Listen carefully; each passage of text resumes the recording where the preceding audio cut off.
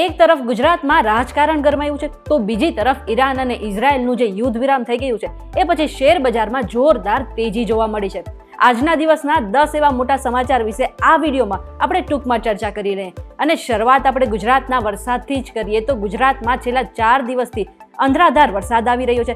આટલું જ નહીં, 30 જૂન સુધી હજુ પણ ભારેથી અતિભારે વરસાદની આગાહી કરવામાં આવી છે અને ખાસ કરીને દક્ષિણ ગુજરાતના જેટલા પણ વિસ્તાર છે ત્યાં ભારે વરસાદ આવી શકે છે અને આટલું જ નહીં, પૂર જેવી સ્થિતિ પણ સર્જાઈ શકે છે. તો બીજી તરફ અંબાલાલ પટેલે મોટી આગાહી કરી દીધી છે કે 1 જુલાઈથી લઈને 3 જુલાઈની વચ્ચે ખાસ કરીને દરિયાઈ પટ્ટાના વિસ્તારમાં 8 થી 10 ઇંચ સુધી વરસાદ પડી શકે છે. આમ આદમી પાર્ટીના બોટાદના ધારાસભ્ય ઉમેશ મકવાણાએ દંડક પદ ઉપરથી રાજીનામું આપ્યું. જેવું તેમણે રાજીનામું આપ્યું કે તરત જ જાણે કે રાજકારણ ગરમાયું હોય ને એવો માહોલ સર્જાઈ ગયો. જો કે આમ આદમી પાર્ટી તરીકે એટલે કે ગુજરાત આમ આદમી પાર્ટી તરફથી એમને 5 વર્ષ માટે સસ્પેન્ડ પણ કરવામાં આવ્યા. જો કે બીજી બાજુ જ્યારે ઉમેશ મકવાણાને કોઈ ખાનગી ચેનલે પૂછ્યું ત્યારે એમને કીધું કે ગુજરાત પ્રદેશ પ્રમુખ કોણ હોય છે જે મને સસ્પેન્ડ કરી શકે? હું રાષ્ટ્રીય લેવલે કામ કરું છું, એમનો કોઈ જ હક નથી બનતો.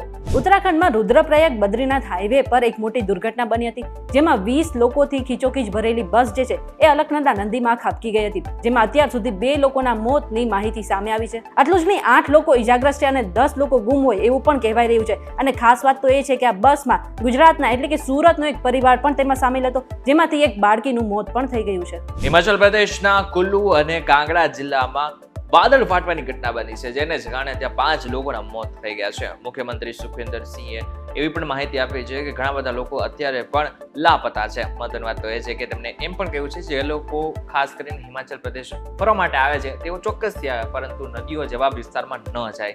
ભારતીય અવકાશ યાત્રી શુભાંશુ શુક્લા અત્યારે ઇન્ટરનેશનલ સ્પેસ સ્ટેશન પહોંચી ગયા છે અને તેમને અંતરિક્ષમાં એક રાત વિતાવી હતી, જેનો અનુભવ પણ તેમને વિડીયો દ્વારા શેર કર્યો હતો. તેમણે કહ્યું હતું કે અંતરિક્ષમાં હલનચલન કરવું અને ખાણીપીણી સહિતની વિવિધ બાબતો હું એક બાળકની જેમ શીખી રહ્યો છું, પરંતુ આજે ભારતના માનવ અંતરિક્ષ કાર્યક્રમની દિશામાં આ એક સ્થિર અને નક્કર પગલું છે.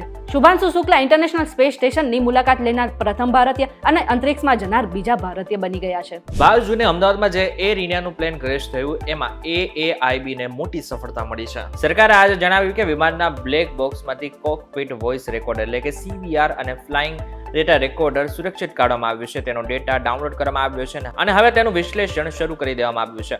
CVR એટલે કે કોકપિટ વોઇસ રેકોર્ડર હોય છે, જેમાં પાયલટ્સની વચ્ચેની વાતચીત અને કોકપિટનો અવાજ રેકોર્ડ થાય છે, જેનાથી એ જાણી શકાય છે કે દુર્ઘટના પહેલાની સ્થિતિ શું હતી. FDR એટલે કે ફ્લાઇટ ડેટા રેકોર્ડર હોય છે, તે વિમાનની ગતિ, ઊંચાઈ, એન્જિનની સ્થિતિ, દિશા અને અન્ય તકનીકી માહિતીનો રેકોર્ડ કરે છે. તો હવે ટૂંક સમયની અંદર એ પણ સાબિત થઈ જશે કે જે પ્લેન ક્રેશ થયું એની પાછળનું મુખ્ય કારણ હતું શું. આખી દુનિયામાં ઉથલપાથલ થઈ રહી છે, અનેક જગ્યા પર યુદ્ધ ચાલી રહ્યા છે તો અનેક જગ્યા પર યુદ્ધ બંધ થઈ રહ્યા છે.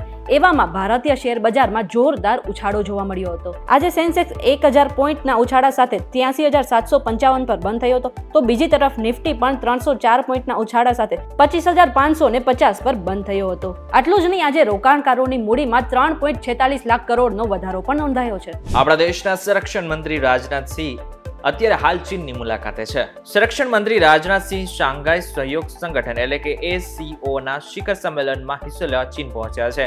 તેમણે ASCO ના સમિટમાં જોઈન્ટ સ્ટેટમેન્ટ પર હસ્તાક્ષર કરવાનો ઇનકાર કર્યો છે. રિપોર્ટ અનુસાર ભારત આ સંમેલનમાં આતંકવાદનો મુદ્દો સામેલ કરવા માંગતા હતા, પણ એમ ન થતા તેમણે દસ્તાવેજ પર હસ્તાક્ષર કરવાનો પણ ઇનકાર કર્યો હતો.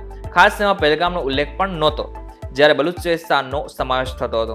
રાજનાથસિંહે પહેલગામમાં થયેલા આતંકી હુમલાનો ઉલ્લેખ કરતા કહ્યું કે પહેલગામ આતંકી હુમલો લશ્કરે તૈયબા જેવા આતંકી હુમલા જેવો હતો. ભારત ક્યારેય આતંકવાદ સહન કરશે નહીં. આતંકવાદથી છુટકારો મેળવવા બેવડા માપદંડોને કોઈ સ્થાન નથી અને બેવડું વલણ ધરાવતા દેશોની આકરી ટીકા કરવી પણ જરૂરી છે. ત્યારે હવે કદાચ ચીનને પણ ખબર પડી ગઈ હશે કે ભારતની તાકાત એકચ્યુઅલમાં શું છે. આ વખતે બ્રિક્સ સમિટ જે છે એ બ્રાઝિલમાં યોજાવાની છે, પરંતુ એવું કહેવાય રહ્યું છે કે આ જે સમિટ છે તેમાં ચીનના રાષ્ટ્રપતિ અને રશિયાના પુતિન જે છે એ આ સમિટનો ભાગ નહીં બને. એવું કહેવામાં આવી રહ્યું છે કે બ્રાઝિલે વડાપ્રધાન નરેન્દ્ર મોદીને ડિનર માટે આમંત્રણ આપ્યું હતું, પરંતુ શી જિનપિંગને આમંત્રણ નહોતું આપ્યું અને આને જ કારણે તેમને પોતાનો પ્લાન કેન્સલ કરી નાખ્યો છે. જો કે ચીને આ અંગે હજુ કોઈ પણ સત્તાવાર માહિતી નથી આપી. તો બીજી તરફ રશિયાના પુતિન છે એ પણ આ સમિટમાં ભાગ નહીં લે, કારણ કે ઇન્ટરનેશનલ ક્રિમિનલ કોર્ટે તેમની વિરુદ્ધ ધરપકડનો વોરંટ જારી કર્યો હતો અને તેમને ડર છે કે જો તેઓ બ્રાઝિલની મુલાકાત લેશે તો ત્યાં તેમની ધરપકડ થઈ શકે છે. ઈરાન અને ઇઝરાયલ વચ્ચે માંડ યુદ્ધ રોકાઈ જતું ત્યાં ઇઝરાયલે ફરી એકવાર પેલેસ્ટાઇન ઉપર ફરી એકવાર હુમલો કર્યો છે, જેને જ કારણે ત્યાં 80 કરતા પણ વધારે લોકોના મોત થઈ ગયા છે. અગાઉ ઇઝરાયેલના 7 સૈનિકોના મોત નીપજ્યા હતા, જે ઇઝરાયેલી સૈન્ય પર તાજેતરનો સૌથી મોટો હુમલો માનવામાં આવતો હતો. પેલેસ્ટાઇનના એક હુમલાખોરે વિસ્ફોટકથી ભરેલા વાહન સાથે ઇઝરાયેલી સૈન્ય પર હુમલો કરી નાખ્યો હતો, જેથી ઇઝરાયેલ ફરી ઉશ્કેરાયું હતું અને ગાઝા પર હુમલા શરૂ કરી દીધા છે. હમાસ સાથે ઘર્ષણ દરમિયાન અત્યાર સુધીમાં ઇઝરાયેલના 860 સૈનિકો માર્યા ગયા છે, જ્યારે ઇઝરાયેલના હુમલાઓમાં પેલેસ્ટાઇનના 56,000થી વધુ નાગરિકો માર્યા ગયા છે. ઇઝરાયેલે ગાઝાને કાટમાળમાં ફેરવી નાખ્યું છે. ઈરાન સાથે યુદ્ધ શાંત થયા બાદ હવે ઇઝરાયેલે ગાઝા તરફ ફરી એકવાર પોતાનું ધ્યાન કેન્દ્રિત કરી દીધું છે. ત્યારે હવે આ યુદ્ધ ક્યારે ખતમ થશે અને વચ્ચે મધ્યસ્થતા એકચ્યુઅલમાં કોણ કરશે એના ઉપર સૌ કોઈની નજર છે. ત્યારે આ બાબતને લઈને તમારું શું કહેવું છે અમને જરા કમેન્ટ કરીને ચોક્કસથી કહેજો. વિડીયો થકી જો તમને કોઈ ઇન્ફોર્મેશન મળ્યો તો વિડીયોને લાઈક અને શેર જરૂરથી કરજો તથા આ જ ઇન્ફોર્મેટિવ વિડીયોઝ માટે VTV ડિજિટલ સાથે જોડાયેલા રહેજો.